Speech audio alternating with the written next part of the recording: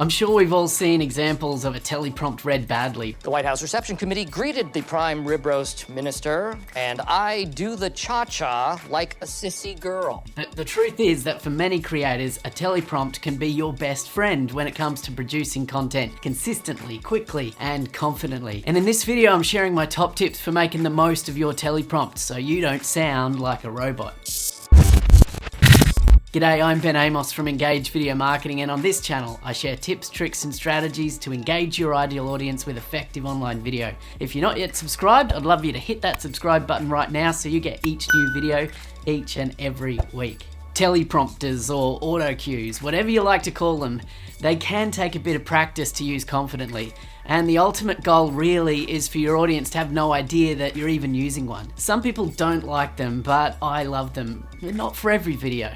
But for videos that require a bit more detail and thought, or that contain specific words, using a teleprompt can make your filming session a whole lot easier and faster, as well as make the process of editing your videos simpler too.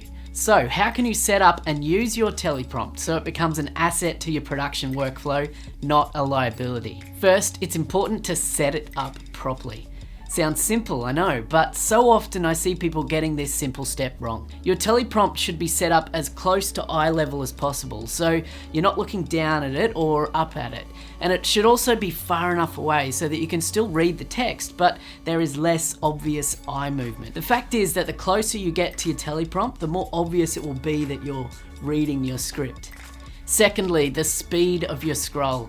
Now, all teleprompt apps allow you to control the scroll speed in one way or another, but I always recommend using a combination of line spacing in your script and experimenting with the scroll speed to find a good balance that ensures you're delivering your content with suitable speed and energy whilst not losing the script or feeling rushed. Next, if you want to ensure your script sounds authentic and natural, then you really must write in the way that you speak. That usually means you want to be a bit loose on the sentence structure.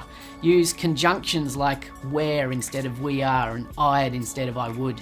And consider writing in a way where pauses in the script are planned for naturally. I tend to use lots of dashes or dots when scripting instead of full stops because that tends to be more naturally how I speak. And finally, practice, practice, practice. Make sure to read through your script out loud a number of times before hitting record. By reading out loud, you'll be able to identify those word combinations or phrases that have trouble rolling off the tongue.